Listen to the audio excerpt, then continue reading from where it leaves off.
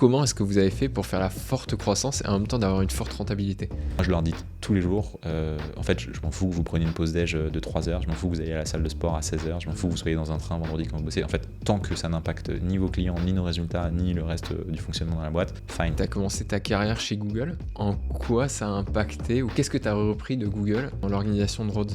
On demande énormément de feedback, on a plein de formulaires qu'on passe et en fait, les gens, plus ça va, plus la parole se libère. Tu avais communiqué, je crois que vous faites 35% d'EBITDA ou quelque chose comme ça. Comment est-ce qu'en fait tu fais en sorte justement qu'il soit élevé? Étienne Garcia est le CEO de Rhodes, une agence d'acquisition. En 3 ans, ils ont atteint les 3 millions de chiffre d'affaires et en août 2025, ils ont dépassé les 300 000 euros de MRR. Aujourd'hui, Étienne est à la tête d'une équipe de 40 personnes découpée en 2 verticales. D'un côté, le média qui va gérer les campagnes d'acquisition et de l'autre, Creads, l'agence de créative pour produire des vidéos et des statiques. Aujourd'hui, ils ont accompagné plus de 200 marques comme June, Oxbow, Pimpan. Dans cet épisode, on va découvrir en premier comment Rhodes est organisé, en deuxième, les différents challenges qu'ils ont rencontrés durant leur croissance et enfin, comment ils s'organisent vu qu'ils ont une équipe 100% en télétravail. Je vous souhaite une bonne écoute. Salut Étienne, bienvenue dans Sous le capot. Salut Nicolas. La première fois que je t'ai découvert, c'était sur un de tes posts LinkedIn où tu parlais justement que tu avais déménagé de Strasbourg à Paris. Oui. Alors que, c'est marrant parce que dans le contexte, généralement, on se dit on va quitter la capitale et toi, tu as fait le chemin inverse, alors qu'avant, tu étais parisien. Et c'est à ce moment-là, bref, j'avais trouvé ça hyper intéressant. Aussi, peut-être parce que je suis alsacien, du coup, je me suis dit mais pourquoi il quitte Strasbourg? Et du coup, j'ai commencé à te suivre sur ton contenu, etc. En discutant avec pas mal de certains de mes clients aussi, certains de mes prospects aussi, ils me parlaient beaucoup de Rhodes en exemple, parce que voilà, tu es hyper transparent dans tes chiffres. Donc et aussi Thomas Tissot, qui était le deuxième invité du podcast, m'a un peu poussé ton nom. Donc je suis super content de t'accueillir aujourd'hui dans le podcast. Très, très content d'être là aussi. Et on salue Thomas du coup. Ouais, c'est ça, ouais. Bise.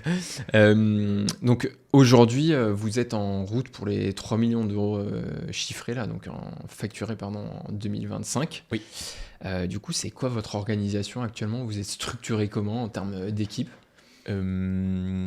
Alors déjà, merci de me recevoir sur ce podcast. Très, très content de pouvoir partager un peu les coulisses de comment on fonctionne. Donc comment on est structuré en termes de pôle, vous avez des services différents? Alors aujourd'hui, donc pour donner un petit peu de contexte, donc Rhodes a un peu moins de 3 ans d'existence, 2 ans et 8 mois pour être précis au moment où on tourne. On est un peu moins d'une quarantaine, 36 ou 37. Bientôt, on a des recrutements en cours, donc dans quelques semaines, on sera 40. Et principalement, on a 2 pôles qui représentent les 2 services et donc les 2 offres qu'on propose à nos clients. Un pôle média qu'on appelle performance et un pôle créa. Pôle performance compte à peu près la moitié de l'effectif. C'est en gros des performance managers qui gèrent les campagnes de nos clients et les accompagnent sur tous les sujets liés au e-commerce. Et à côté, on a tout un pôle créatif qui est même une agence à proprement parler qui s'appelle Creads, qui elle produit du contenu à destination de la publicité. Donc ça c'est vraiment donc c'est à peu près encore 50% de l'effectif. Et on a un 3e pôle qui n'est pas vraiment un pôle parce que il n'y a pas de service associé, mais c'est mon équipe, que j'appelle l'équipe un peu fourre-tout, mais content, support, growth. Voilà. Enfin, et donc là-dedans, tu as RH, finance, sales, content. Et donc là, c'est à peu près 7 personnes, donc tu dois avoir 15, ce qui fait 30 et 7, 37, on a à peu près. Ok, super intéressant. Et du coup, les 2 business units, la partie plutôt média et la partie Creads, est-ce qu'elles fonctionnent vraiment de manière, je sais pas comment dire, indépendante?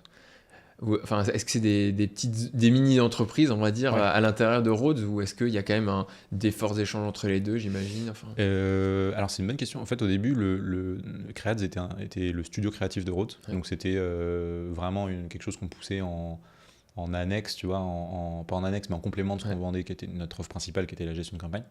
Et en fait, on s'est vite rendu compte qu'on avait une demande et une traction assez naturelle sur de la créa, sans forcément avoir de besoin média. Et d'ailleurs, la typologie de clients n'est pas toujours la même si plus ça va, plus il y a du cross-sell entre les deux business units. Donc l'année dernière, on a fait le choix de créer une marque qui s'appelle Creads, donc avec tout ce qui va avec, donc plateforme de marque, logo, branding, etc. Même tous les process, on les a pensés pour que c'est vraiment une équipe. On a mis donc Nielsen, qui est mon associé, un de mes 2 associés à la tête en tant que CEO de Creat.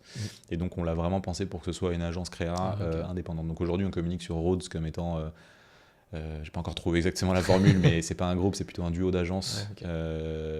Et Creats, du coup, est une agence, même si structurellement, c'est la même entité. Il y a une seule entité, juridiquement. C'est en gros un nom commercial et voilà, donc c'est un peu comme ça que ça fonctionne. Et il y a beaucoup, pour répondre à ta question, beaucoup de synergie entre les deux. On a, je crois, j'avais sorti la stat, mais on a un peu plus de 50% de nos clients créa. Je pense que c'est même plus proche de 60% qui sont aussi clients médias. Donc ça marche très bien. En tout cas, les deux communiquent bien vu que ça sert le même objectif pour nos clients, quoi. Super. Et du coup, pour animer cette quarantaine de personnes, quelles sont les routines du coup que vous avez mis en place de management Alors, est-ce que c'est les mêmes entre les différentes business units? Parce que peut-être il y a des... Oui, alors le gros du gros, le tronc commun entre guillemets est le même pour les deux. On essaye de mutualiser et de faire en sorte que l'expérience soit la même pour les salariés, peu importe la business unit dans laquelle ils sont. Donc on a grosso modo un bloc un peu commun qui est le même pour tous. Et à côté, on a des petits meetings ou des routines qui sont assez spécifiques à chaque pôle parce que forcément les besoins ne sont pas les mêmes, les rythmes de production ne sont pas les mêmes, les délais des projets ne sont pas les mêmes, etc. Donc voilà. Mais pour parler du gros qui représente 80% ou 90% de nos routines, on a déjà au niveau du management pas mal de choses. Ce qu'on fait, c'est qu'on a des one-to-one toutes les semaines. Donc chaque manager a un one-to-one avec son salarié de manière hebdomadaire. C'est 30 minutes pour parler un peu de comment ça va, comment la personne se sent, etc. Prendre un petit peu de recul et aussi de parler des sujets plus opérationnels, ce qui permet d'avoir un temps d'échange dédié. Donc ça, tout le monde le fait. À côté, on a, à une échelle un peu plus temporelle, un peu plus grande, on a des performance reviews trimestrielles. Donc ça me permet d'évaluer chaque personne chez Rhodes et de lui donner globalement une notation, mais aussi surtout du feedback et pouvoir s'aligner sur les objectifs. Et après, à une échelle encore plus grande, on a un point carrière, on a mis ça en place cette année. Ça a été très bien reçu d'ailleurs par les équipes parce qu'avant on naviguait un peu à vue. Et donc tous les ans on a une discussion qui dure une bonne heure avec un plan, tout un template de plan de carrière, etc. Pour que la personne puisse se projeter. C'est là où on parle aussi de tout ce qui est sujet de rémunération, d'évolution de poste, ce genre de choses. Donc voilà, ça c'est un peu le socle de management.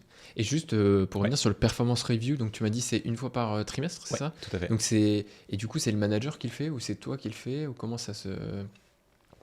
Alors chaque manager le fait pour ses équipes.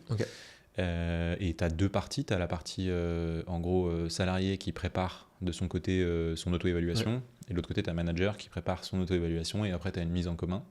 Nous on a mis tout un système un peu de notation et de scoring où tu as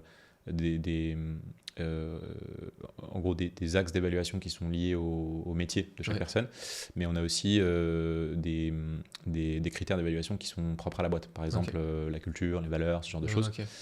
De ça sort une évaluation qui permet à la personne de jauger si oui ou non elle est bien ou pas bien. On a récemment passé ce qu'on n'avait pas fait avant, on a mis un système un peu de scoring, je me suis beaucoup inspiré de Google sur ça. Qui te donne grosso modo une note de 1 à 5, 2 étant en gros ce qu'on attend au minimum de toi. Donc 2 ça veut dire tu fais bien ton taf, 3 ça veut dire tu fais plus que ton taf, 4 ça veut dire t'excelles vraiment et 5 c'est du jamais vu. Je crois qu'on n'en a jamais donné encore de 5 à date. Voilà. Ouais, très, très intéressant de comment vous structurez ça. Et du coup, les managers, c'est à l'intérieur d'un pôle. Par exemple, si je prends le pôle média, il y a plusieurs managers ou comment ça se... Il y a un seul manager ou... C'est une autre question. Ça évolue assez vite. Avec la croissance. Ouais, c'est ça. On restructure tous les j'allais dire tous les mois, peut-être pas, mais tous les 3 mois, on change un peu d'organisation, on fait monter des team leads. En fait, historiquement, quand on était plus petit, c'était Jordan, mon associé, sur la partie média, donc qui est Head of Performance aujourd'hui, et une grosse partie de ses missions, c'est aussi de gérer toute la partie COO. On a donc Nielsen sur la partie créa. À la base, c'est eux qui manageaient toutes les équipes en direct. Sauf que ça a assez vite grandi et on s'est rendu compte que c'était impossible de gérer. Pour faire bien du management et faire d'autres missions au-dessus de 3 personnes, 4, ça commence à être compliqué.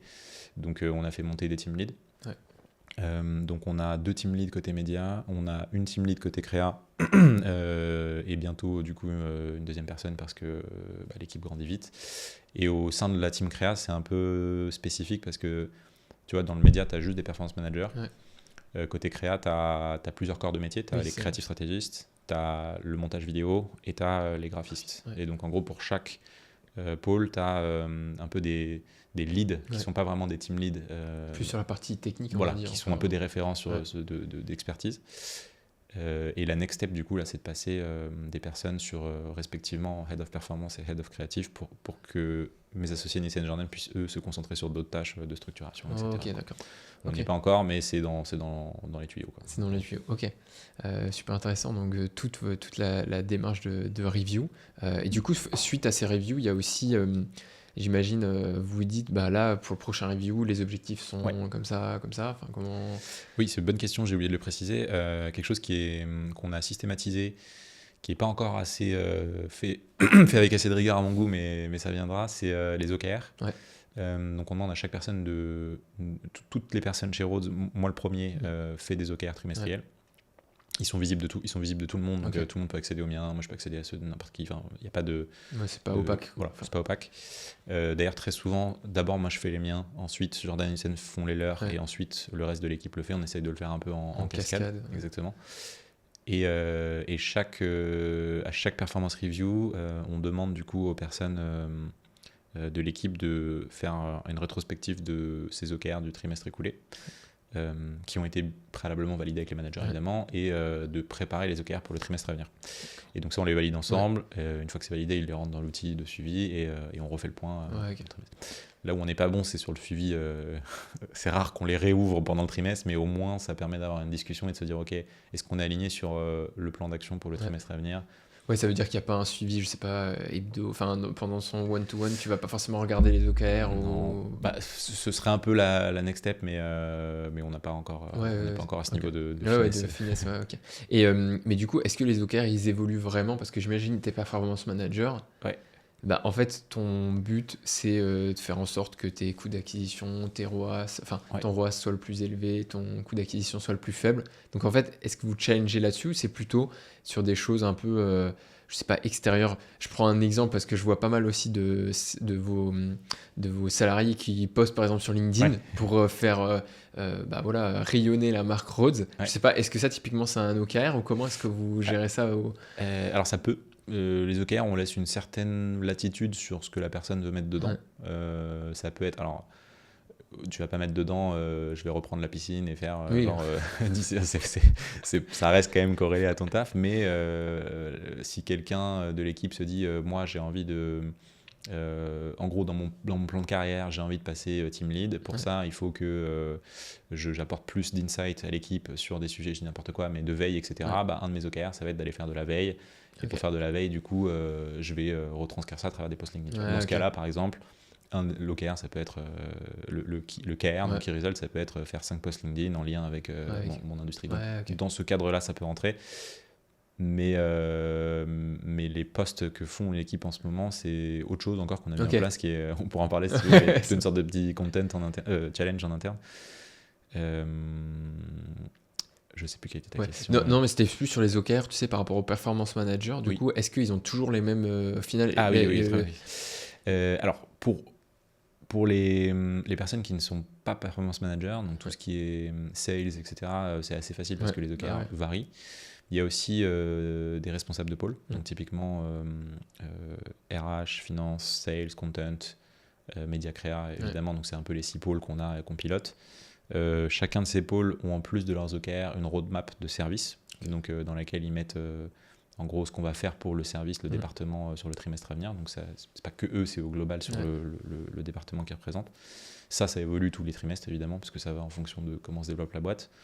Et dans les OKR, ça reste très individuel, donc on essaye de lier à un projet assez de carrière personnelle, tu vois.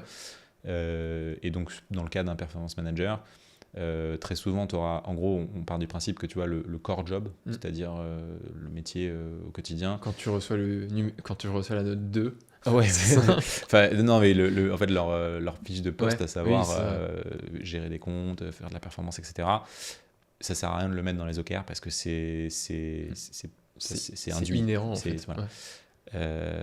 Cela étant dit, tu peux avoir des points très spécifiques en disant, bon, bah, moi, le trimestre dernier, par exemple, j'étais pas très bon sur Google, tu vois.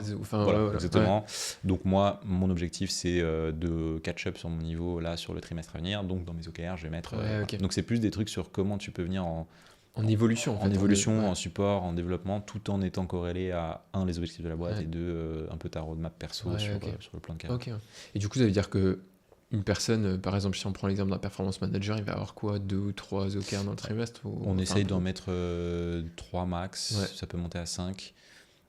Après, en toute transparence, je ne suis pas encore 100% satisfait de la manière dont ils sont utilisés. Ça a beaucoup plus de sens et de poids pour les personnes qui sont responsables de pôle. Ouais, mais justement, c'est pour ça que je te pose la question. Mais c'est une bonne question, c'est une très bonne question. Mais moi, je milite énormément pour que ce soit bien implémenté et bien suivi. Si mes équipes écoutent cet épisode, petit clin d'œil. Mais voilà, en tout cas pour l'instant, c'est la manière qu'on a trouvé de piloter. Super intéressant. Donc en gros, sur les routines, on a donc ces trois routines qu'on a identifiées. Après, je me demande, vous avez un peu des routines d'équipe aussi. Ouais, on en a plusieurs. Donc on a tous les lundis à 14h le Weekly All Hands. Encore une fois, très inspiré de Google, chez qui j'ai bossé quelques années. Donc là, c'est moi qui prends la parole devant toute l'équipe en visio. Et je présente, en gros, on a 4 grandes catégories. C'est les wins, donc les victoires. On a une grosse culture de la célébration aussi des wins. On a un canal Slack, je crois qu'on est à plus de 300, on est numérote. Et dès que tu as un win, ça peut être un nouveau client, ça peut être un truc qui un bon feedback client, ça peut être un nouvel arrivant qui a géré en autonomie son premier kick-off, ce genre de choses. Et en fait, l'équipe a, et je trouve ça cool, le réflexe de mettre en avant les autres. Et du coup, tu as un peu ce truc de célébration. Et moi, je pense que c'est aussi important d'appuyer quand il y a des choses qui sont positives, tu vois. Sans rentrer, comme tu dis, j'imagine, un peu dans le côté un peu faux cul. Voilà. Il m'a dit bonjour. Oui. Je suis un bon manager, j'ai dit bonjour. C'est le risque, faut pas que tomber dans la politique, mais à notre échelle, ça va.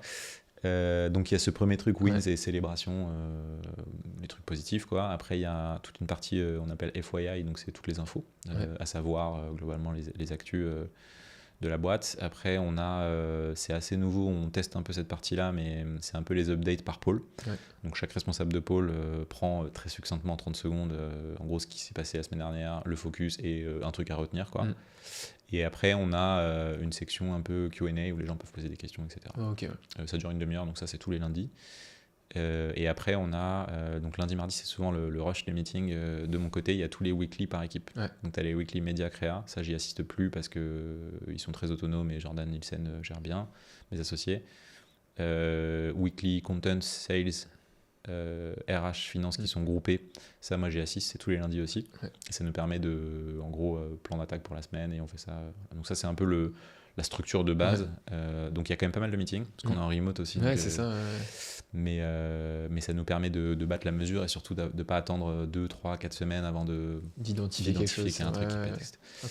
Et dernière routine qu'on a, pas des moindres, c'est le daily stand-up. Donc on fait un petit... maintenant on le fait par équipe, moi avec mon équipe, et chaque responsable chaque département avec son équipe. 15 minutes. Et on a une petite automatisation sur Slack qui pose 3 questions. C'est en gros, qu'est-ce que tu as fait hier, qu'est-ce que tu fais aujourd'hui, quels sont tes prix aujourd'hui, et est-ce que tu as un bloqueur. Après, il y en a qui le twistent un peu, on change 2-3 questions. Bref. Mais globalement, c'est ça. Et l'idée, c'est au-delà de faire du reporting, parce que très honnêtement, personne ne va challenger ce que tu mets dans ce truc-là. C'est plus d'avoir un moment qui reproduit un peu ce que tu peux avoir au bureau, à savoir bonjour, passe une bonne journée. Et un peu en mode mêlée, tu vois, avant de partir sur le terrain. Il y a un petit côté social, donc ça, on l'a mis en place très tôt et on l'a gardé depuis. Donc ça veut dire qu'en gros, tu réponds du coup à ces questions et après tu te vois 15 minutes en visio, c'est ça? Tu te vois 15 minutes, tu partages l'écran et Ouais. tu lis tes réponses et chacun à tour de rôle passe. Et honnêtement, donc il n'y a pas une valeur ajoutée énorme d'un point de vue purement opérationnel, même si tu vois, quelqu'un peut sortir un truc et toi ça peut te faire réagir et te dire ah tiens, tu parles de ce client mais je l'ai vu hier, si tu veux on en parle en off. Ça peut débloquer ça, mais honnêtement c'est pas l'objectif. Enfin, théoriquement ce serait l'objectif, mais c'est pas ça. C'est plutôt pour moi la vraie valeur, c'est le caractère social. Et de se dire y a un kick-off de début de journée. C'est ça. Alors, en fait, ça te force aussi à te poser un peu les questions de quels sont mes prios, alors que parfois tu es tellement dans le jus que tu te poses plus cette question. Quoi.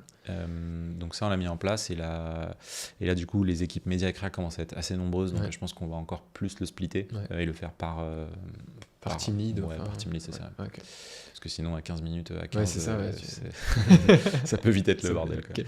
Et toi, je sais que, comme tu disais, tu as commencé ta carrière chez Google. Et du coup, en quoi ça a impacté, ou qu'est-ce que tu as repris de Google, justement, dans l'organisation de Rhodes? Beaucoup de choses. beaucoup de choses. Alors, moi, je suis très reconnaissant de mes années chez Google, parce que je trouve que, on peut dire ce qu'on veut sur cette boîte, il y a quelque chose dont je suis assez convaincu, c'est que c'est, en termes de culture d'entreprise, de management et de structuration interne, c'est vraiment un cas d'école. J'ai pas fait beaucoup d'autres boîtes après, mais j'ai beaucoup de potes qui bossent dans beaucoup de boîtes différentes et j'ai rarement entendu un niveau, en tout cas j'ai rarement vu un niveau de gestion interne qui est aussi abouti que celui de Google. Et je m'en suis rendu compte surtout après, en fait, dans la manière de manager, de structurer moi ma propre boîte. Mécaniquement, je suis arrivé à la conclusion qu'en fait, reproduire ou m'inspirer des process de Google, c'était juste un gain de temps énorme, parce que ça fonctionne et que ça marche très bien et que ça colle bien avec l'image que j'avais, entre guillemets, ce que je voulais faire. Il y a plein de choses en fait dans Google, ça pourrait faire... J'en ai fait une vidéo YouTube d'ailleurs, ça pourrait faire l'objet d'un épisode dédié, mais grosso modo, il y a plusieurs choses que j'ai mis en place. C'est la culture de feedback, pour moi qui est très importante. Moi je la pousse énormément en interne, c'est pas inné, c'est pas toujours intuitif, particulièrement en France. Les ricains sont bien plus forts que nous sur ça. Il y a d'autres cultures ou d'autres pays qui sont plus à l'aise parce que ça fait partie de leur le nature. côté très direct. Moi je sais que j'ai de la famille allemande et suisse et c'est très direct. Les Néerlandais aussi sont très directs, les Israéliens, les Américains. J'ai bossé avec plusieurs pays différents et tu vois, c'est intéressant cette différence culturelle. Donc nous ça demande un effort, mais on le pousse beaucoup, et moi le premier. Tu vois, on demande énormément de feedback, on a plein de formulaires qu'on passe, et en fait les gens, plus ça va, plus la parole se libère, et en fait plus ils se rendent compte qu'on le fait dans une démarche de bienveillance, à savoir se tirer tous collectivement vers le haut, et si on demande un feedback, c'est juste pour identifier des pistes d'amélioration, tu vois. Donc ça, on l'a mis en place et on le systématise, on essaye de le pousser à fond. Après moi je prône beaucoup chez Google, mais quelque chose que j'ai beaucoup apprécié, c'est quand je suis arrivé, j'avais 23 ans, donc j'étais jeune, j'avais pas d'expérience professionnelle autre que ce que j'avais pu faire en stage, etc. Et ils m'ont tout de suite donné beaucoup de responsabilités. J'avais des CEO en face, je devais les conseiller sur leur stratégie Google, tu vois, et je trouvais ça dingue de me dire putain, ils me confient ce niveau de responsabilité. Et tu vois, sans me double-checker forcément derrière. Donc j'étais accompagné, j'étais coaché, ce genre de choses. Mais ça, j'ai essayé de le répliquer aussi, notamment à travers le modèle remote, en disant, écoute, moi, ma philosophie, c'est ce qui m'importe, c'est le résultat, entre guillemets. Si les clients sont contents, qu'on a des bons indicateurs, que la boîte se développe et que ça se passe bien en interne, bon bah, entre guillemets, gère comme tu veux, tu vois. Et ça, je pense que c'est assez apprécié par les équipes aussi. Tu as un niveau d'autonomie qui est assez fort.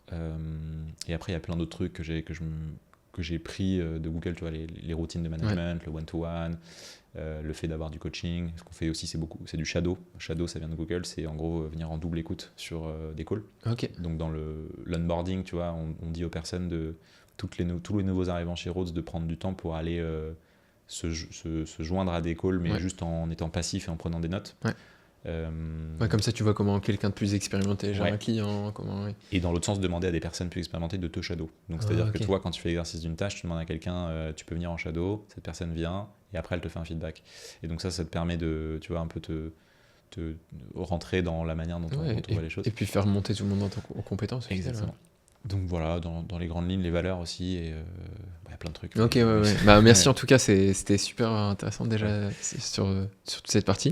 En préparant l'épisode, tu m'as dit, là vous avez dépassé les 300 000 euros d'ARR, de MRR, pardon.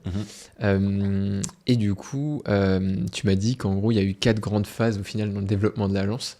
Et du coup, j'aimerais bien qu'on identifie, qu'on parle chaque fois de cette phase et qu'on se dise, bah voilà, quel était le problème pour passer à l'étape supérieure.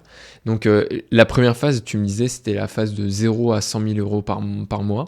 C'est qu'il y avait une énorme dépendance en fait au CEO, donc à toi. Comment est-ce que tu as identifié ça? Parce qu'au début, j'imagine pas simple. Et comment, en fait, vous avez réussi à vous en sortir, en fait, à casser ce plafond de verre? Ça a été un problème très longtemps, enfin trop longtemps, mais heureusement on a vite identifié qu'il fallait me sortir en fait de beaucoup de sujets.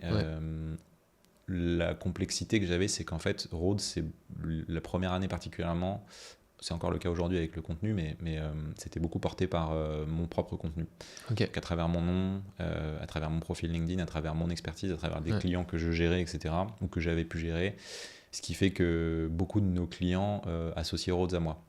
Donc ils voulaient te parler. Ils voulaient me parler, ils voulaient que je bosse sur leur compte. On a même des clients qui ont refusé de bosser avec nous, c'est pas moi qui ai géré le compte. Et j'ai fait l'erreur d'accepter une fois, pas deux. Et en fait, ça, c'était problématique parce que, alors, ça nous a beaucoup porté. Donc, si c'était à refaire, je referais pareil. Mais au bout d'un moment, j'étais un peu bloqué en me disant, bah, moi, je veux pas me vendre moi, tu vois, je veux vendre mon équipe.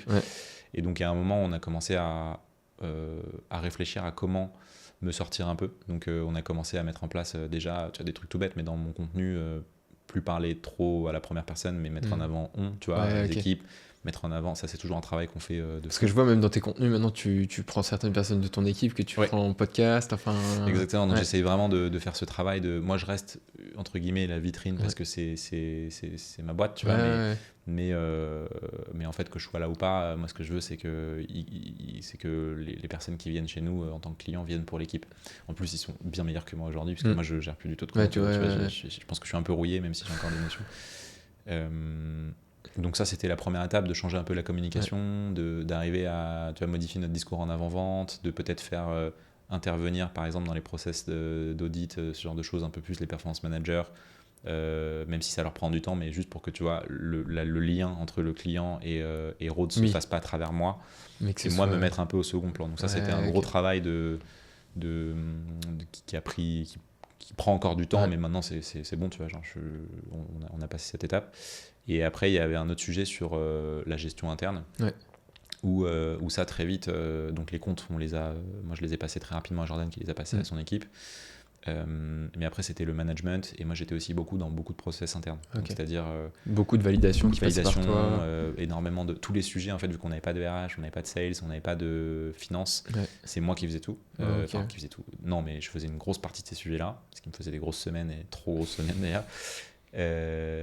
Et en fait, on était un peu coincé parce qu'on n'était pas assez gros pour payer ce type de profil. C'est ça, parce que sinon en fait t'as ton EBITDA qui en prend un coup direct, ça te détruit. Et en plus on était dans une phase de scale très agressif, en tout cas de début de scale très agressif, où on rentrait plein de clients et on avait énormément de churn. Enfin, c'était vraiment une phase de test accélérée, et donc on n'était pas encore super serein sur le modèle, et notre chiffre il était un peu en dents de scie, tu vois. Sauf que si tu passes de 60 à 80 puis à 50 puis c'est dur de te projeter sur des recrutements. Surtout sur des recrutements de ce type où c'est quand même des profils où tu as besoin de compétences, etc.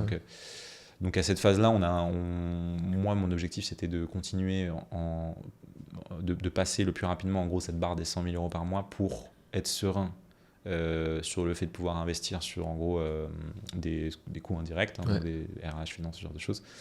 Et ça a été vraiment en interne, le switch, c'est quand on a eu ces premières fonctions qui sont arrivées, plus une assistante virtuelle qui nous a beaucoup aidé.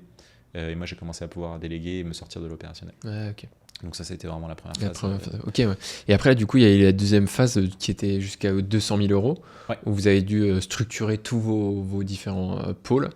Ça, c'était quoi le challenge durant cette phase? C'était justement de encore plus te sortir de Ouais. l'opérationnel? Moi, j'ai un objectif numéro 1, c'est de ne plus rien faire. Ouais. Non, je plaisante. Mais blague à part, à chaque fois que je pars, par exemple, en vacances, là, je suis parti au mois d'août, Ouais.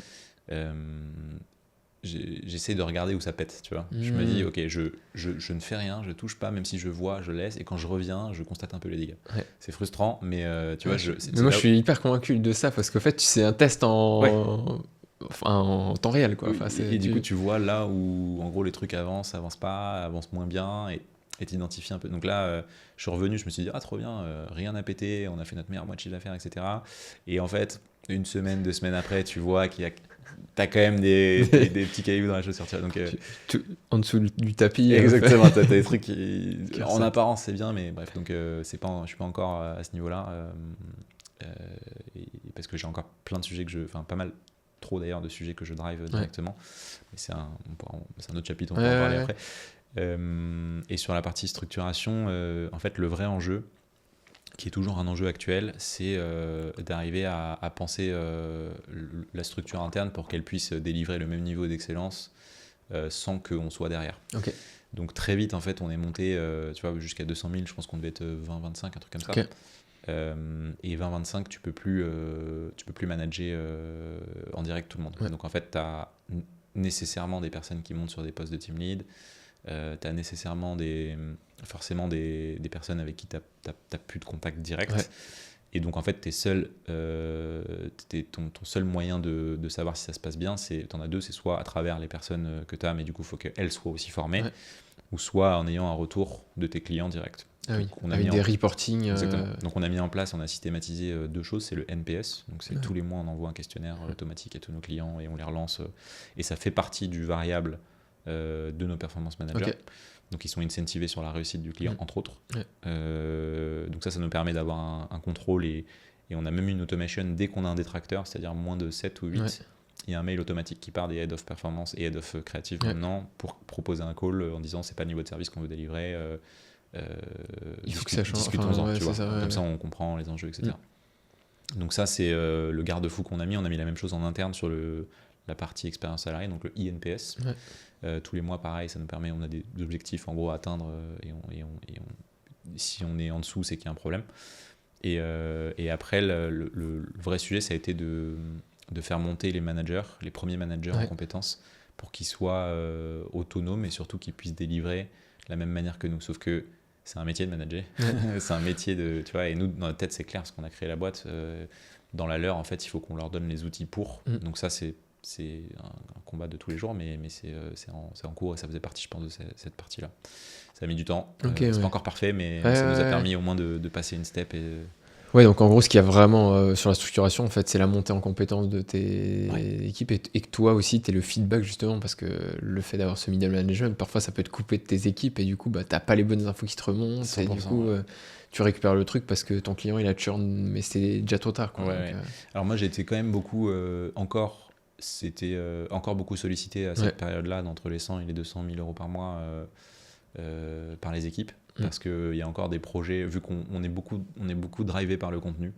Tu vois, on va lancer un podcast, par exemple, ça va mobiliser des équipes. On va lancer, là, on a un webinaire Black Friday, ça va mobiliser des équipes. Donc, en fait, je reste quand même au contact à travers cette chaîne de transmission, tu vois, content équipe. J'étais encore beaucoup impliqué dans les sales, dans cette partie-là. Donc, moi, j'avais aussi le retour client, marché, prospect qui nous permettait d'affiner l'offre. Donc, je faisais encore, tu vois, j'avais encore un pied dedans, ce qui me permettait d'être quand même bien connecté, et surtout les clients avaient quand même le réflexe de m'appeler quand ça allait pas. Maintenant beaucoup moins, sauf certains clients qui ont un peu du mal, tu vois, à parler à d'autres personnes que moi, mais honnêtement c'est anecdotique, tu vois, c'est beaucoup mes associés qui prennent le relais, et tant mieux. Je pense que c'est plus sain, surtout que je me suis déjà retrouvé là récemment dans des calls clients où tu vois, je sais même, j'ai demandé au PM de me briefer avant, etc., mais j'étais complètement déconnecté du truc, tu vois. Donc la valeur que j'apportais était moindre, si ce n'est juste de redescendre l'info aux équipes, tu vois. Donc je pense que c'est mieux qu'ils parlent directement avec quelqu'un qui est dans le truc. Donc ouais, c'était un peu ça les enjeux. Ok. Et après, il y a du coup la phase de 200 000 à 300 000 par mois. Ouais. Où là, c'était vraiment un sujet, beaucoup de délégation, de middle management, aussi maintenir la qualité, j'imagine, du coup, avec la croissance, du coup, tu peux aussi augmenter ton churn. Enfin, comment vous avez... Alors, on a eu un gros sujet à un moment sur... en fait, fin 2024, donc l'année dernière, on est parti en retraite avec mes associés, qui est devenu maintenant une habitude. On le fait 1 à 2 fois par an. Ouais. Je le recommande à tout entrepreneur qui a une boîte en croissance ou pas d'ailleurs. On est parti 4 jours, on a pris un lieu assez cool, on est allé à côté de Malaga, si je dis pas de bêtises. Okay. On s'est coupé vraiment dans les montagnes avec une très jolie vue, mais on s'est coupé de tout. On a cut tous nos meetings, toutes nos notifications, rien du jeudi au dimanche. Et en fait, on a fait le point sur là ça va vite, est-ce qu'on va dans la bonne direction ou est-ce qu'on est en train d'envoyer la boîte dans le mur. Et en fait, il y avait quelques petits signaux préalables qui nous avaient mis la puce à l'oreille. Et donc, on bottait en touche, on se dit, bon, il y a un moment, il va falloir se poser sur ces sujets-là. Tu vois. Donc, on l'a fait pendant cette retraite-là. Et on est arrivé à la conclusion qu'en fait... Et juste, c'était quoi les sujets si c'est pas trop... Non, mais il y en avait un, c'était le churn. Ouais. On avait du mal à le combattre et on a toujours eu beaucoup de flux entrants, mais on avait aussi beaucoup de clients qui partaient. La bonne nouvelle, c'est que très peu partaient pour des raisons d'insatisfaction. Honnêtement, ça se compte sur les doigts d'une main parce qu'on a toujours mis un gros focus sur le service. Mais tu as plein de raisons. Des clients qui sont trop petits ou qui sont trop early ou qui ont d'énormes attentes, ou qui financièrement sont pas forcément super stables, ou tu as un changement de gouvernance, ou alors tu as, je sais pas, tu vois, ils étaient sur une phase de test, ce genre de choses. Et donc, ça nous ralentissait dans notre croissance, ça a épuisé les équipes. Et surtout, le deuxième vrai sujet, et c'est ça qui nous a permis de changer complètement la direction, de réorienter le BP, c'est le panier moyen. En fait, on avait un panier moyen qui était beaucoup trop faible. Ce qui était cohérent sur une première et une deuxième année d'exercice, parce que ce que tu veux, c'est croître vite et emmagasiner un maximum de data. Donc en fait, on a signé plein de petits clients. Alors petits, on s'entend, mais pas des grosses marques comme on peut avoir aujourd'hui qui sont beaucoup plus établies, etc.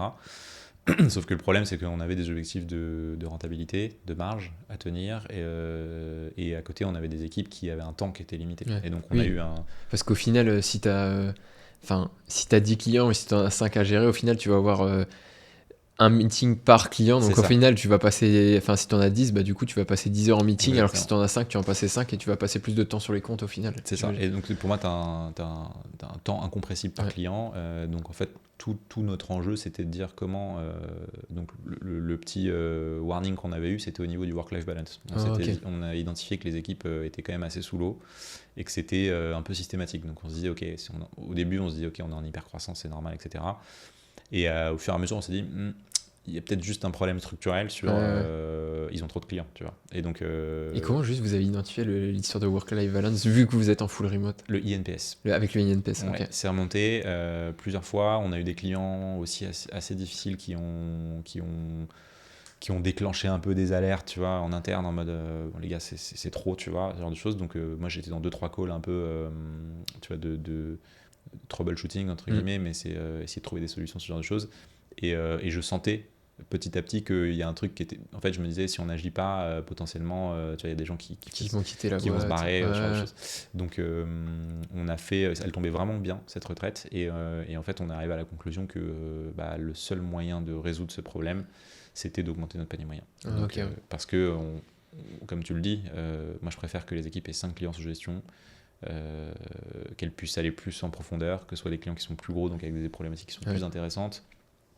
Et en plus de ça, où il y a beaucoup moins de risque de churn, parce que des clients que tu factures 5-6 000 euros par mois, théoriquement, s'ils peuvent payer ça, c'est que de base, ils sont beaucoup plus solides financièrement aussi. Tu vois. Donc en fait, c'est très vertueux. Il y a moins de pression, de court-termisme. Exactement. Et paradoxalement, c'est très vertueux d'avoir des paniers moyens plus élevés. Et on est assez content parce que là, on est à 9 mois après le lancement du nouveau BP. On est revenu ça en communiquant en disant l'année 2025, c'était moins mais mieux. Donc, et on est très content parce qu'on a quasiment... on n'a pas doublé, mais on n'est pas loin d'avoir doublé le panier moyen en 9 mois. Je dirais un bon plus 70%, tu vois, sur les 2 BU. Donc ça veut dire que vous avez dû changer beaucoup de vos clients au final. On a renouvelé le portefeuille pas mal, on a beaucoup joué sur notre politique tarifaire, donc on a monté nos prix plusieurs fois. On a rechangé aussi notre communication pour la cibler sur notre ICP de clients qui sont plus dimensionnés. On a mis des engagements plus longs, des préavis plus longs. On a fait tout un travail de fond. En gros, on a amélioré notre process d'avant-vente pour coller à ce type de clients. Et in fine, ça nous a permis du coup d'atteindre ces résultats et d'augmenter le panier moyen. Et de résoudre une partie des problèmes. Alors, c'est pas encore parfait parce que là, on a un autre sujet, c'est en gros la gestion de flux entre clients entrants et recrutement. Et ça, on n'est pas encore super bon. Donc, parfois, ça tire un peu, mais honnêtement, c'est beaucoup mieux. Mais du coup, je me suis un peu perdu, je sais plus quelle était la... Non, mais c'était sur juste le troisième palier, tu sais, de 200 à 300 000 euros, où justement, il y avait tout le sujet justement de middle management, maintien de la qualité avec le churn justement, et la work-life balance. Quoi, c'était principalement ça, et aujourd'hui, ce qui est cool, c'est que notre NPS, il est assez stable. On a des mois un petit peu en dessous, des mois au-dessus, mais globalement, on arrive à peu près à maintenir les 90 tout au long de l'année, ce qui est plutôt bien. Je suis assez satisfait parce qu'on a quand même grossi en échelle. Le niveau d'exigence a beaucoup augmenté aussi, parce que nos clients nous payent plus cher, mais du coup, ils ont plus d'attentes.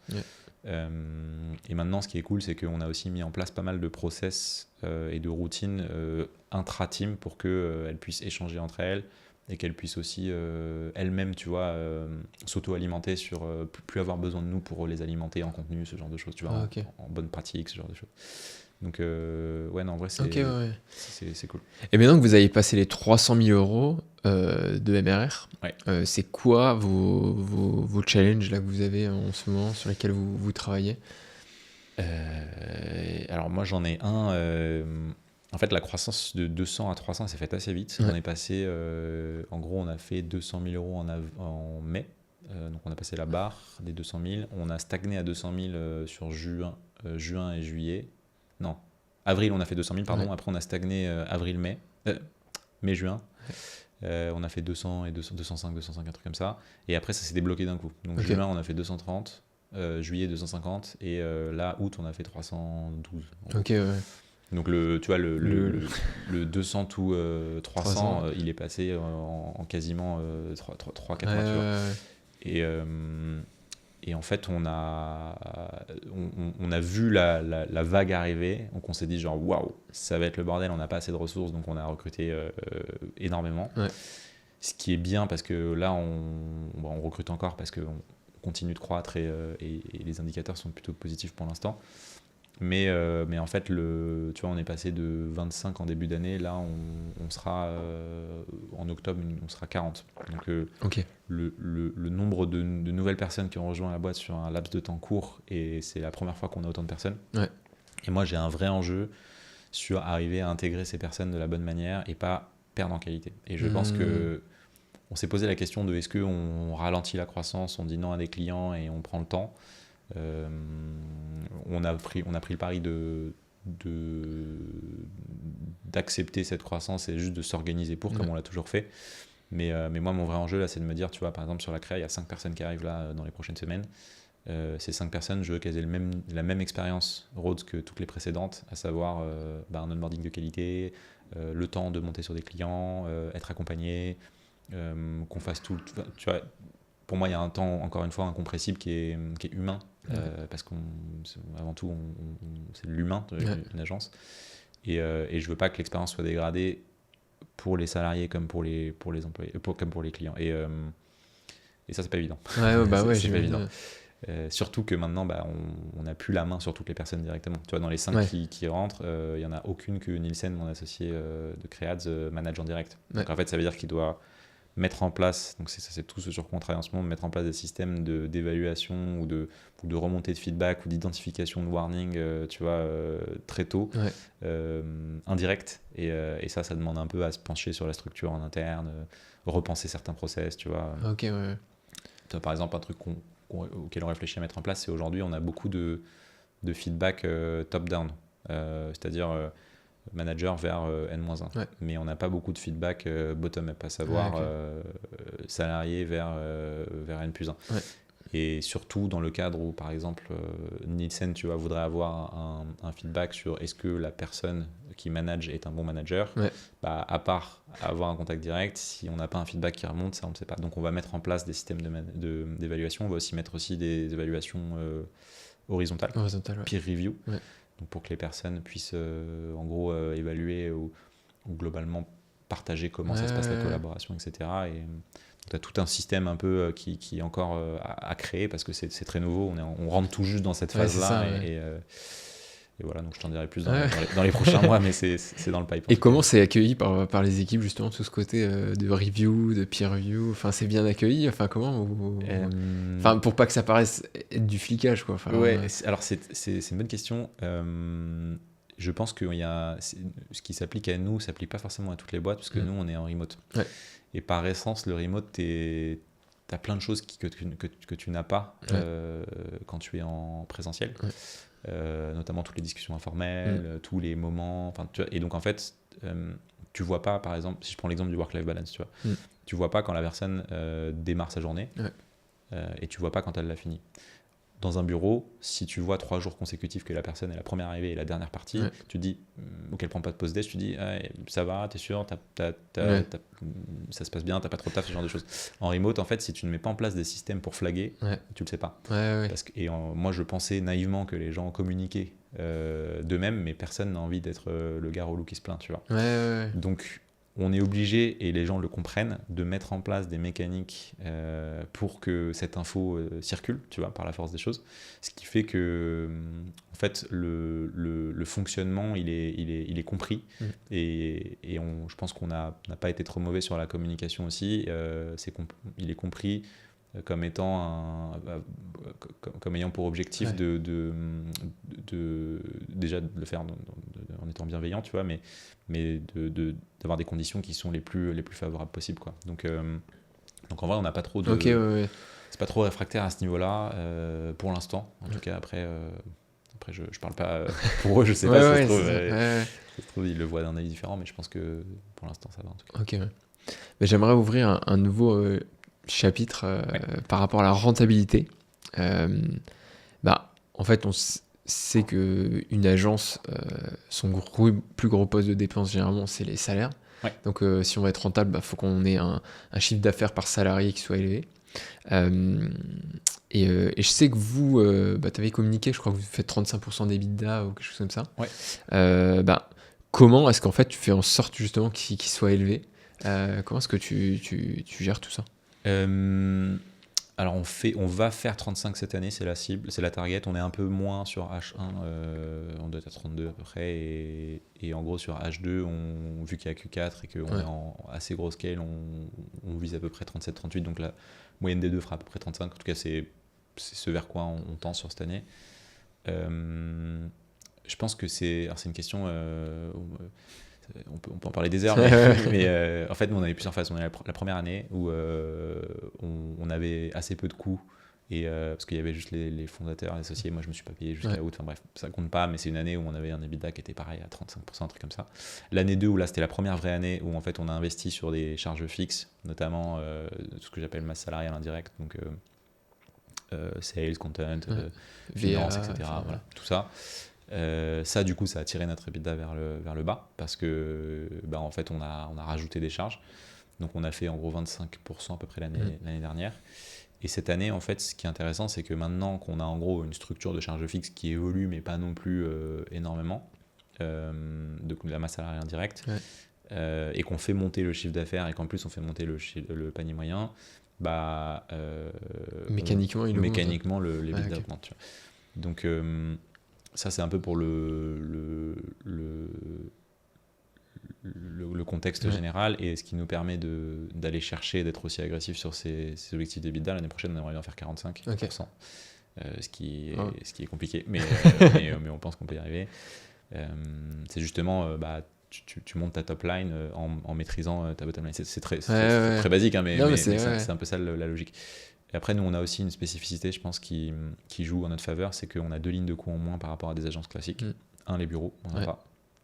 Donc on investit à peu près 50%, j'ai fait le calcul, mais à peu près 50% de ce qu'on mettrait dans des bureaux à Paris, on les investit quand même en séminaire.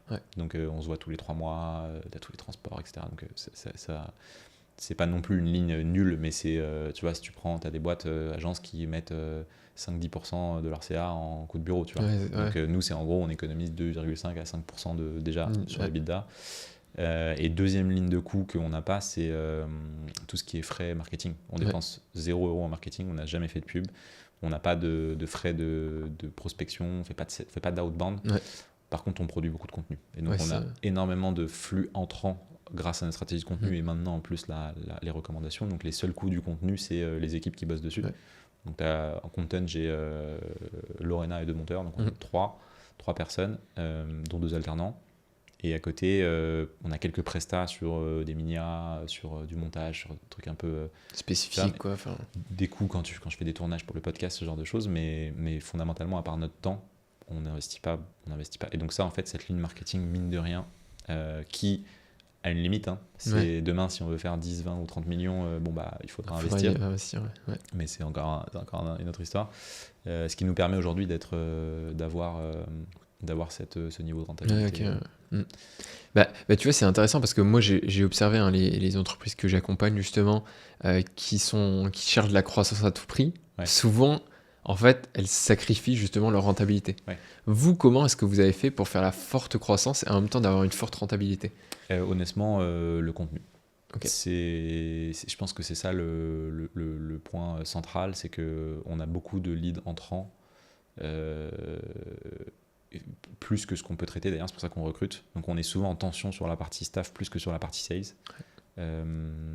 Et ça, je pense que ça nous a vraiment porté depuis le début parce qu'on n'a pas beaucoup investi en fait en commercial. Tu vois, dans mes équipes sales, il y a Quentin qui est en gros mon bras droit, celui qui est responsable de la partie commerciale.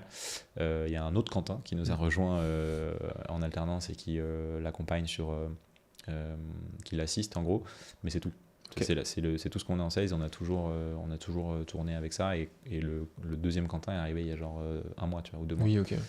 Donc on a vraiment des équipes commerciales qui sont très réduites et pas de coût encore une fois sur la partie donc. Et j'imagine que votre taux de conversion il est assez élevé parce que les personnes viennent par le contenu et donc elles sont déjà acculturées, elles savent. Alors on commence tout juste à ouvrir d'autres canaux d'acquisition. Typiquement là on a lancé le SEO récemment, donc on va voir ce que ça donne, mais c'est encore trop tôt pour le dire. On teste un petit peu c'est très récent aussi, mais on va tester un petit peu de lead magnet, de nurturing, de prospection, mais très ciblé, très localisé pour voir les webinaires aussi, ça rentre. Webinaires aussi, parce que moi je le mets dans l'inbound, dans la partie content. Mais c'est tout nouveau, et donc là je pourrais te dire si en gros les taux sont les mêmes, mais sur les prospects qui sont soit par recommandation, soit contenu. D'ailleurs, souvent contenu, meilleur taux de transfo que recommandation, paradoxalement. Alors, recommandation, très bon taux de transfo, mais contenu, en fait, c'est souvent des gens qui nous suivent depuis 1-2 ans, qui entre guillemets, c'est juste que le timing n'était pas bon, mais en tête, ils nous ont. Ils ont en tête, tu vois. Donc, le jour où ils veulent bosser avec une agence, on fait partie des personnes qui vont contacter. Okay. Mais par contre, ce dont je suis conscient, c'est que aujourd'hui, notre stratégie, elle a une limite. C'est-à-dire que moi, je pense qu'on peut aller chercher 4-5 millions l'année prochaine avec cette stratégie-là, sans avoir de coûts supplémentaires. Mais au-delà, je pense que c'est limité. Au bout d'un moment, il faut rajouter des canaux d'acquisition, donc il faut faire plus de volume. Pour faire plus de volume, il faut plus de personnes pour les traiter. Donc en fait, tout ça, c'est des coûts qui se multiplient. Et je pense qu'en gros, on aura notre âge d'or, tu vois, l'année prochaine, où on arrivera à faire encore plus de top line, avec pas beaucoup plus de coûts fixes proportionnellement. Donc on aura des EBITDA qui sont très élevés. Mais je pense que après, on va être obligé d'investir et d'aller, entre guillemets, baisser nos marges pour croître. Ok. Bah, du coup, il y a aussi le sujet de... En fait, la rentabilité, c'est énormément lié justement à tes salariés, ce qu'ils peuvent faire comme travail et tout. Comment est-ce que toi, tu gères la charge de travail avec tes équipes ? Bonne question. Alors nous, en gros, tout le point de départ, c'est la marge de contribution. Donc notre BP, il est construit sur, et nos targets d'EBITDA, elles sont construites sur un objectif de marge de contribution par équipe, mais par performance manager ou par creative stratégie, etc. Ce qu'on veut... Tu peux juste redire ce que c'est la marge de contribution ? Marge de contribution, c'est en gros, tu as le chiffre d'affaires géré par la personne. et tu as ce que la personne te coûte. Et donc, Ok. c'est l'écart entre les deux. Ok. Donc, tu gères 20 000 euros de chiffre d'affaires, tu coûtes 5 000 euros chargés par mois. Ouais. Ta marge de contribution, c'est 75%. En gros. Oui, ok. Donc, c'est 15 000 sur 20 000, c'est 75%. Si je suis pas trop mauvais en maths. Ce qui te fait. Ouais, c'est ça. Ouais, c'est Donc, en gros, nous, on a un objectif de marge de contribution global Rhodes Créades qui est de 70%. Ok. Parce qu'on sait que historiquement, 70%, t'enlèves peut-être. Donc, tu as 70%, t'enlèves 10 points de masse salariale indirecte, il te reste 60%. T'enlèves 20 points ou 25 points de ce qu'on met G&A, donc c'est-à-dire tout ce qui est coût. séminaire, séminaire, ce genre de choses. Il te reste en gros 60 moins 25, 35, donc c'est à peu près 60 moins 20. Oui, 35, c'est ça, bon. 25, 30. J'ai eu un doute. Donc ça. Et après, charge à nous d'aller soit monter la marge de contribution, soit baisser un peu les dépenses G&A pour aller chercher justement notre 45% d'EBITDA. Donc notre target minimum, c'est 70%. En sachant qu'aujourd'hui, la créa fait moins que le média. Ouais. La créa, même si elle est en forte croissance, en CA, ça représente moins que le média, c'est 35-40%. Et en marge de contribution, c'est encore moins parce que il y a plus de coûts. Ouais. Tu as 3 personnes dans une équipe. C'est moins rentable. C'est moins rentable. Du coup, là, on travaille encore plus le panier moyen, le positionnement premium, parce qu'on veut aller chercher les mêmes niveaux de rentabilité. Mais le média, à l'inverse, surcompense parce que c'est plus rentable. Okay. Donc, au global, c'est 70%. Et sur cette base-là, on donne un objectif aux équipes qui est de dire, toi, tu nous coûtes X euros chargés par mois. 70% marge de contribution, c'est grosso modo x 3,3 sur ce que tu nous coûtes. Ouais. Et donc, voilà ton objectif. Voilà. Okay. Et après, l'idée, c'est à partir de cet objectif, on le décompose en panier moyen. On applique le panier moyen, on se dit combien de clients tu dois gérer. Tu vois. Okay. Et c'est pour ça, encore une fois, que le panier moyen a toute son importance. C'est que si ton objectif, c'est 20 000 euros, par exemple, et qu'on signe que des clients à 2 000 euros par mois, il t'en faut 10. Ouais. Et là, pour le coup, c'est ingérable pour faire du travail de qualité avec les standards qu'on a et sans tuer les équipes. C'est la limite pour moi haute, c'est 6-7 clients. Au-dessus, ça commence à être compliqué. Okay. Parce que tu as de l'interne. C'est ça. Donc en gros, tout notre enjeu, c'est de se mettre en ordre de marche au niveau de la boîte au global, que ce soit les sales, que ce soit le content, que ce soit le média, que ce soit la créa, pour augmenter ce panier moyen collectivement. Donc tout ce sur quoi on peut jouer, on joue. Que ce soit augmenter le niveau de service, gérer sur plus de canaux, aller chercher des clients qui dépensent plus, etc. Pour réduire en fait ce nombre de clients par performance manager ou par creative stratégie sur la partie créa, que in fine on arrive à atteindre nos objectifs de rentabilité en ayant peu de clients par personne. Donc en fait, toute la réflexion sur la charge de travail, elle part toujours de la finance. Et c'est hyper intéressant. Ce qui est pas toujours évident à comprendre pour les équipes. J'imagine. Parfois, ils ont un peu l'impression qu'on les prend pour des numéros, ce qui n'est pas du tout le cas. C'est juste que on essaye de faire cohabiter deux intérêts qui sont le work-life balance et nous la rentabilité. Je pense très honnêtement que c'est pas impossible. Je pense juste que ça demande du temps, ça demande du travail et ça demande surtout d'avoir une lecture très précise de ces chiffres. Donc nous, c'est ce sur quoi on bosse. Et après, on a quand même, bien évidemment, on n'est pas que des financiers, hein.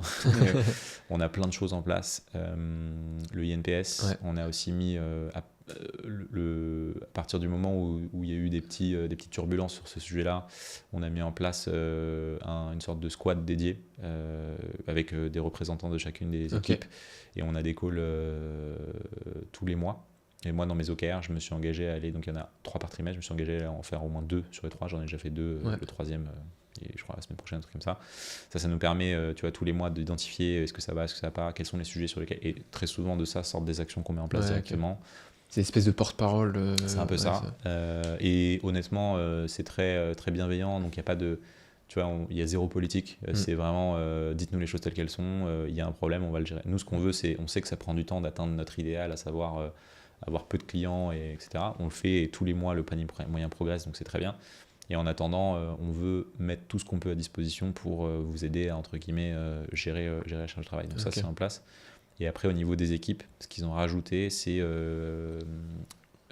des checks hebdo, voire daily quand c'est des périodes de rush très fortes sur typiquement weekly créa. Maintenant, ce qu'ils font, c'est que le lundi, ils vont faire un point sur la charge de prod de toute l'équipe en disant ok, qui va être surchargé cette semaine, qui l'est un peu moins, est-ce qu'on peut déprioriser, est-ce qu'on peut réattribuer un peu les choses. D'accord, ouais. Et donc on essaye de manière assez agile et en continu, on essaye de toujours trouver des solutions pour que personne se retrouve entre guillemets complètement sous l'eau. Ouais, ok. Mais du coup, sur la partie créa, comment vous faites? Du coup, c'est en gros, vous avez un planning de production. Ouais. Enfin, parce que du coup, enfin, je trouve que sur la partie créa, c'est quand même beaucoup plus. Enfin, tu dois produire. Ouais. Enfin, c'est très. Alors que sur la partie ads, ben, comme tu dis, ça peut se scaler rapidement. Ouais. Du coup, comment vous faites? Vous dites il y a un nombre de livrables. Enfin, comment vous. Sur le business model, tu veux dire? Ouais, enfin, même sur la charge de travail, en fait, au final. Ouais. Pour, par exemple, ton monteur, tu vois, je sais pas, il doit monter combien de vidéos. Enfin, Ouais. comment tu. Exemple typique, on se rend compte que on a onboardé 2 clients et en fait on a aussi donc 2 nouveaux clients qui démarrent la semaine prochaine. On essaie de faire démarrer en début de mois maintenant pour avoir un peu de visu. Il y a une personne qui est en congé cette semaine, c'est la merde. Donc là typiquement on sait qu'on va pas pouvoir assumer le nombre de créas qu'on va devoir produire. Ouais.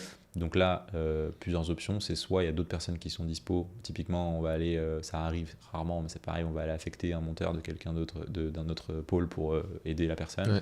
Soit on va aller trouver, on a des pools de freelance avec qui on bosse qui viennent nous aider sur des pics de charge et on peut les solliciter de temps en temps.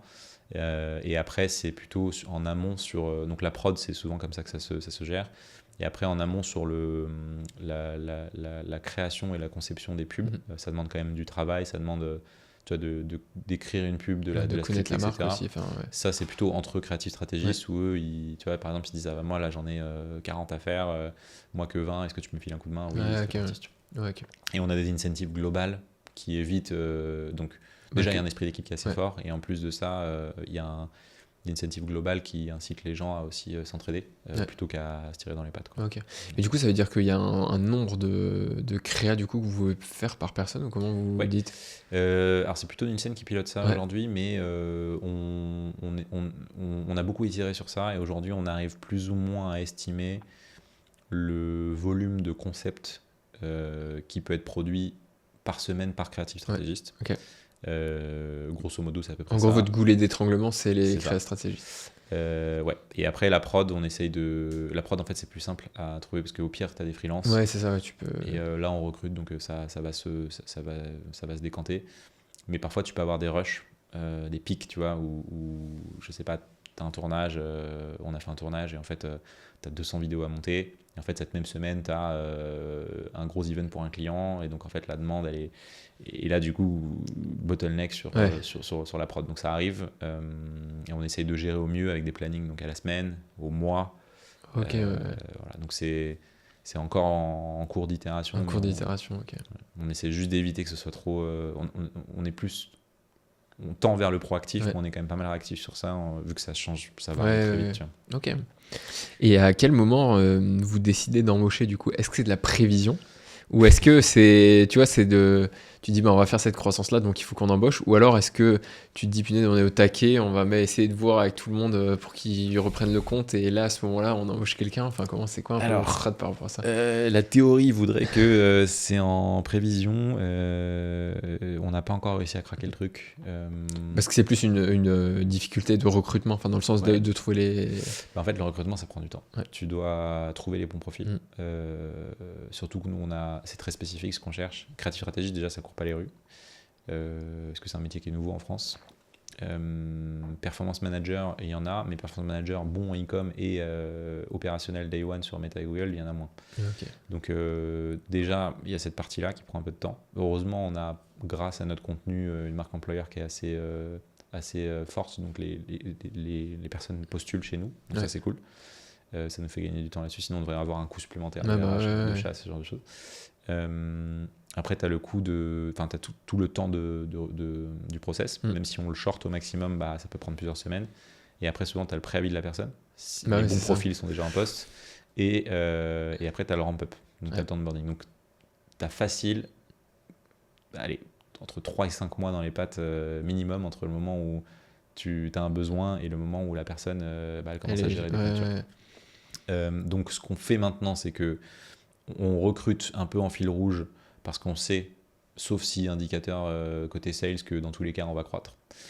Et ça nous permet d'avoir un petit coup d'avance, mais en fait la problématique de notre business model, c'est que vu que c'est du contenu, c'est très c'est pas stable, tu vois. Ouais, tu peux pas dire je vais signer 10 Voilà. clients la semaine prochaine. Exactement, on maîtrise pas le flux. Ouais. Il est constant sur le mois. Globalement, c'est à peu près le même nombre de leads qu'on a tous les mois. Mais c'est pas forcément constant sur la qualité, c'est pas forcément constant sur le temps de closing, etc. Donc en fait, parfois, on a des pics où d'un coup, on signe 5 clients. Et après, tu signes rien pendant 2 semaines. Et là, du coup, souvent, c'est la merde. Donc, ce qu'on fait au max, c'est qu'on essaye donc de faire ces recrutements fil rouge en anticipation. Il y a un risque à ça, c'est que si demain la croissance s'arrête pour une raison X ou Y, en fait on a recruté des gens trop en avance. Pour l'instant, on ferme un peu les yeux là-dessus, on se dit on fait attention, mais on n'est pas non plus, on n'est pas non plus trop cavalier là-dessus. Et après le next level, ce serait vraiment de se dire on arrive à avoir des modèles qui nous disent historiquement on a X leads par mois, on connaît notre taux de closing, on sait le délai moyen que va prendre un client entre la signature et le démarrage. En face, on a plus ou moins une idée du churn. Donc en mettant tout ça dans un joli fichier Excel automatisé, on peut prévoir quand est-ce qu'il faut déclencher okay. Donc la dernière étape, je pense pour nous, c'est d'avoir un peu on a commencé à calculer un peu les taux de staff, ce genre de choses, taux de staffing, c'est pas encore tout à fait propre, mais c'est un peu la prochaine step. Et ça devrait normalement nous aider à déclencher des recrutements en amont. Mais tu vois, moi je suis incapable de te dire où est-ce qu'on sera dans 3 mois, tu vois. Donc, le 5 mois, il paraît très lointain. Non, ok. Merci, très intéressant. J'aimerais aborder une dernière partie justement sur le full remote, parce que vous, dès le début, vous aviez cette culture du full remote. Souvent, en fait, quand on entend le full remote, on se dit j'ai la peur de perdre le contrôle. Est-ce qu'ils vont vraiment travailler? Enfin voilà, je me fais vraiment l'avocat du diable là. Toi, du coup, comment tu t'assures que le travail il soit fait? C'est une bonne question. En fait, je pense pour moi, il y a les boîtes full remote. Ouais. Pour moi, il y a les boîtes qui sont remote first et des boîtes qui deviennent remote après ou qui sont hybrides. Pour moi, c'est vraiment 2 catégories très différentes pour la simple et bonne raison qu'une boîte remote first, elle est pensée de base pour être en remote, tandis qu'une boîte qui devient remote ou ajoute de l'hybride, elle a quand même son héritage culturel d'une boîte qui a des bureaux, qui a construit ses process, qui, tu vois. Et du coup, tu essaies de l'adapter au remote. Ouais, et je pense que c'est beaucoup plus difficile le cas 2 que le cas 1, parce que tu as un choc des cultures, en fait, tu vois. Et je pense vraiment, c'est une conviction que j'ai, que tu as des personnes qui sont faites pour le remote et d'autres non. Et je pense qu'il faut pas forcer les gens, enfin c'est mon avis, mais il faut plutôt recruter des personnes qui matchent avec ce que toi tu proposes. Ça veut pas dire que le remote est mieux que le physique, ça veut juste dire que tu as des personnes faites pour le remote, d'autres pas, quoi. Nous, donc on est une boîte remote first, on l'a pensé dès le début pour qu'elle soit remote, ce qui fait que dans toute la manière que ce soit au niveau des routines, du pilotage en interne, etc., mais même dans ce qu'on va rechercher dans les critères de recrutement, on l'a pensé pour que ce soit compatible avec ce modèle-là. Aujourd'hui, je transfère toute mon équipe dans un bureau, je pense que ça marche pas du tout. C'est déjà impossible parce qu'il n'y en a aucun qui est dans la même ville en France. Et au-delà de ça, en fait, je pense que c'est des profils remote, c'est des personnes qui cherchent aussi de l'indépendance, tu vois, qui ont besoin d'avoir leurs objectifs, les atteindre. En fait, c'est qu'ils sont très bien à bosser chez eux, qui ont d'autres projets, qui ont envie de s'organiser comme ils veulent et qui cherchent un peu une forme tu vois, je sais plus qui avait mis ça, mais je trouvais ça intéressant. J'avais vu ça sur un post LinkedIn. C'est un peu les avantages, tu vois, du freelance, mais sans les risques, quoi. Sans les risques, c'est ça. Et donc, on essaye de construire un peu ça sur cette image-là. Et rappelle-moi ta question, pardon. En fait, comment tu t'assures que le travail soit fait? Comment j'assure que le travail... Donc, de base, il y a donc, on recrute des profils qui sont très autonomes, qui matchent bien avec la culture, etc. Et après, nous, dans la manière dont on drive les équipes, on est très clair sur les objectifs. Donc, on leur dit, typiquement, tu vois, marge de contribution, ou voilà, OKR, sur des choses. Donc, on met un cadre qui est extrêmement clair. Il n'y a pas de...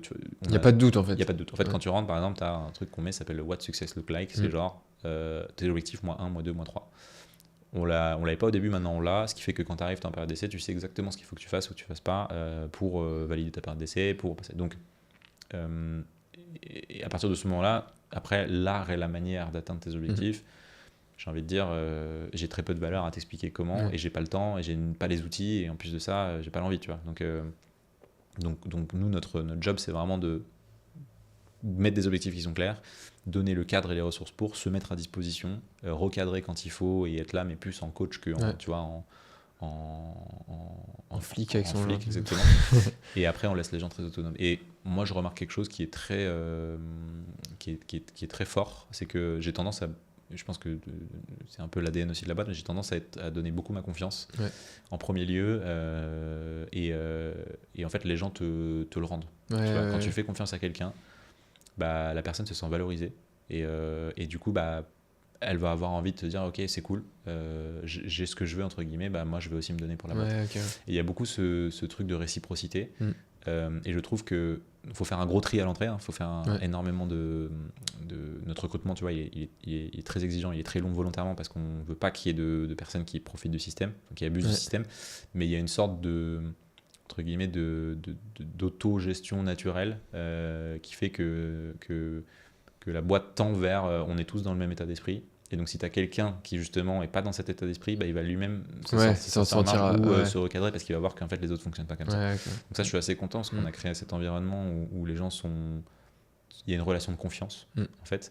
Et moi, je leur dis tous les jours en fait, je m'en fous que vous preniez une pause déj de 3 heures, je m'en fous que vous ayez à la salle de sport à 16 heures, je m'en fous que vous soyez dans un train vendredi quand vous bossez. En fait, tant que ça n'impacte ni vos clients, ni nos résultats, ni le reste du fonctionnement dans la boîte, fine, tu vois. Faites ce que vous voulez. Voilà. Et ça, je trouve que c'est pour moi le point central. Ça tient sur la confiance, ça tient pas sur des process, ça tient pas sur. On a des systèmes de review évidemment, tu vois, mais du coup, vous gardez ça quand même assez, les systèmes de review et de process, c'est quand même assez minime. Ouais. Enfin, dans le sens où on a tout ce qu'on a évoqué, hein, les process de management, toutes les routines de management, tous les feedbacks que vous demandez, etc. Mais après, en dehors de ça, après, les personnes sont assez. Franchement, sauf s'ils demandent explicite de suivi un peu plus de proximité, les gens sont très autonomes. Okay. Après, t'en as qui ont besoin de plus d'accompagnement, qui aiment bien qu'on soit un peu plus derrière eux, etc.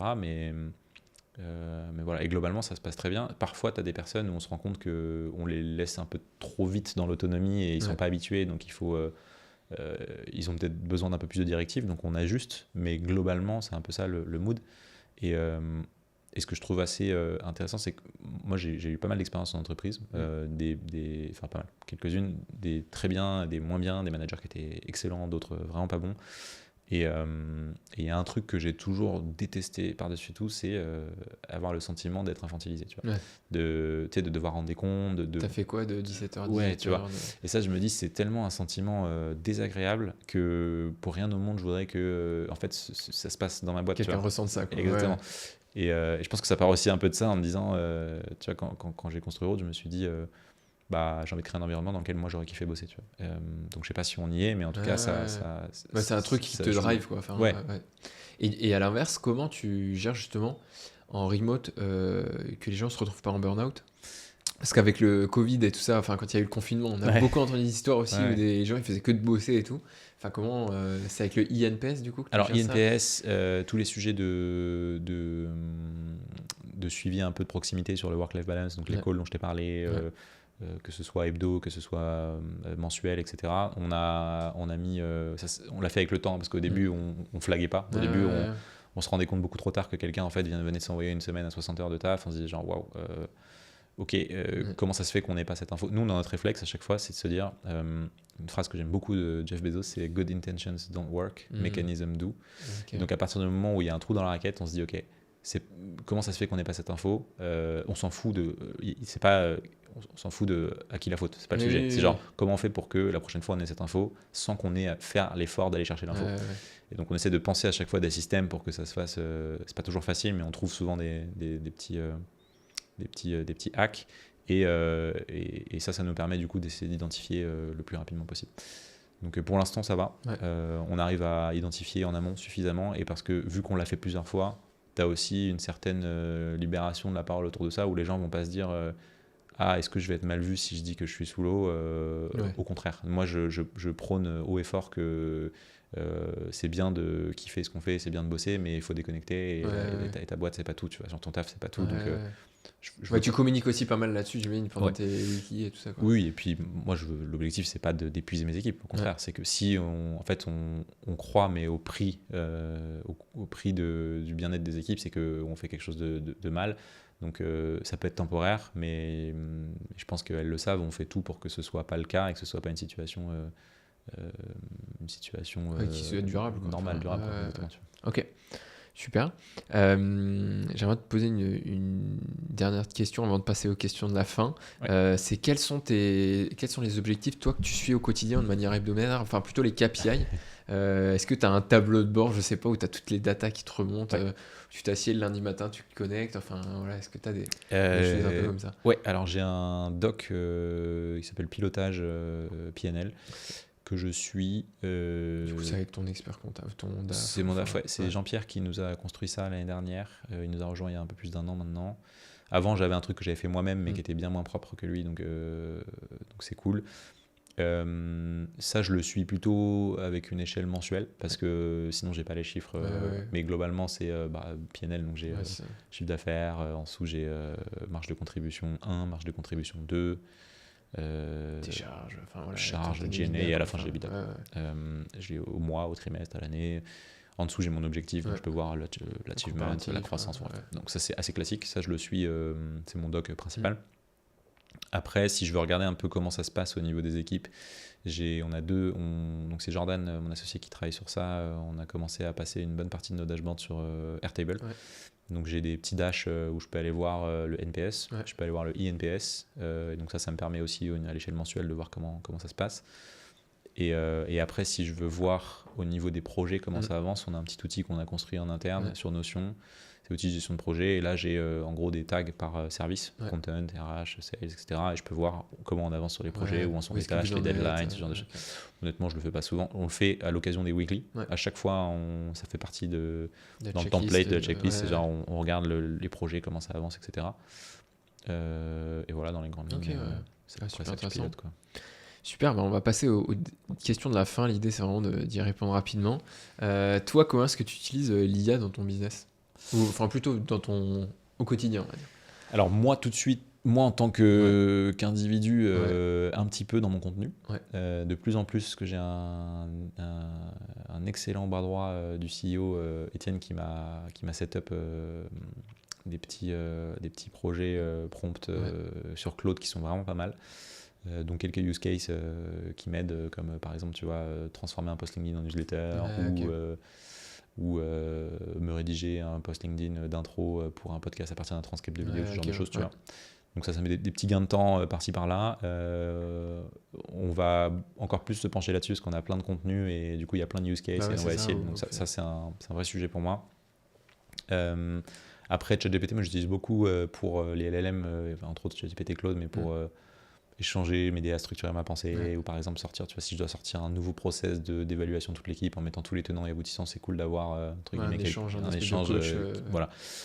Et après, dans les process, j'ai pas le détail, mais je sais qu'Alacra l'utilise beaucoup, notamment pour du gain de temps, pas pour la création. Alors oui, mais plus pour aider à, tu vois, sur certaines parties du process qui prennent du temps. Genre, j'ai n'importe quoi, mais c'est pas le bon exemple parce qu'en plus ils le font à la main, mais par exemple tu as 300 avis à scanner pour une page produit, tu l'envoies au format, tu l'exportes, tu l'envoies en CSV et ChatGPT te les structure. Ça te dit en premier, c'est ça. On l'utilise de plus en plus dans la pub, dans la créa notamment statique, parce qu'on peut avoir des résultats qui sont très très bien. On a même réussi à avoir des meilleurs gains de performance sur certaines créas qui ont été faits par l'IA versus par un humain. Et donc ça c'est Anaël qui est lead graphiste chez nous qui s'occupe d'intégrer aussi cette partie IA dans la partie statique. Vidéo, on touche un peu du doigt, mais c'est encore early. On a quelques outils qu'on utilise comme Arcade par exemple, entre autres. Et côté média, voilà, on est sur un gros sujet en ce moment.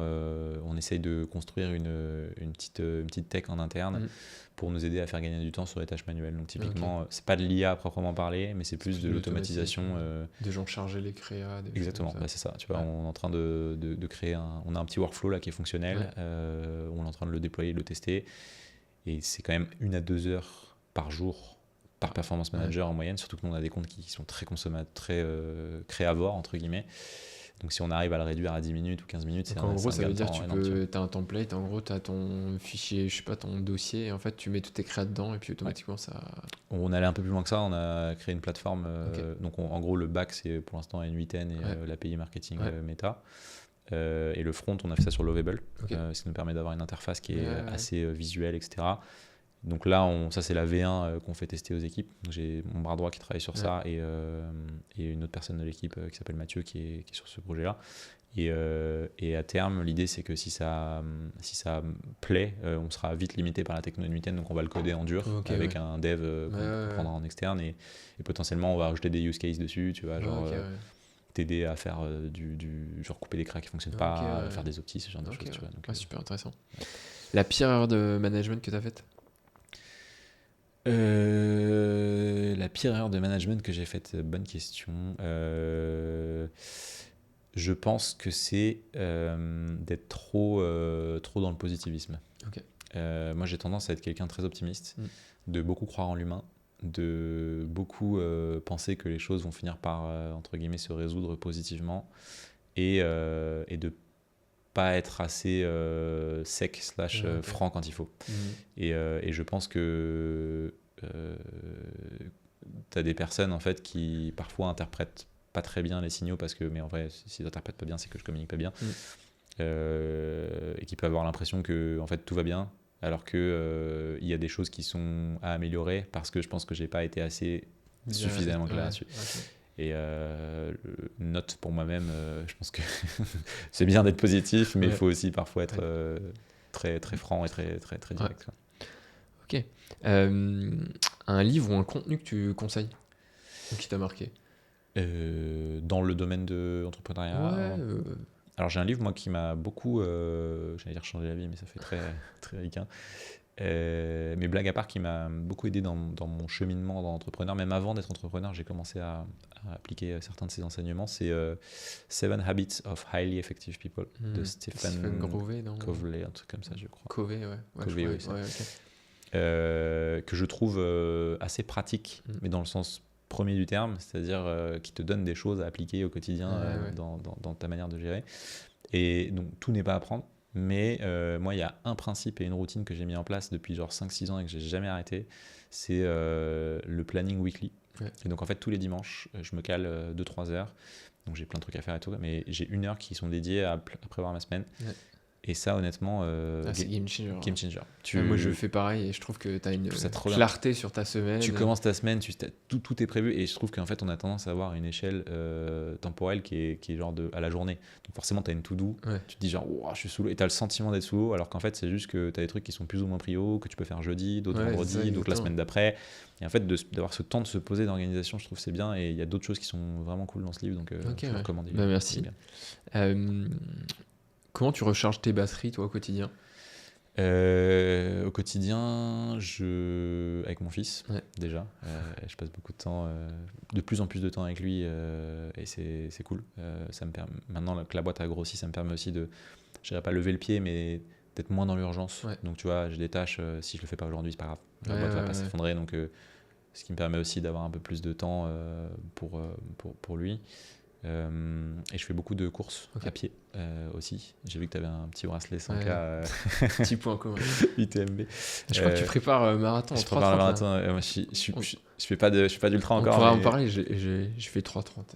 Mon dernier marathon. Ah bah tu vois, il faudra que tu me coaches sur le. Pas facile le CEP 3:30, mais ouais, du coup je cours pas mal. Et là je suis en pleine prépa. Je viens de commencer ma prépa à la marathon. J'ai 12 semaines, donc 3 mois, un peu moins.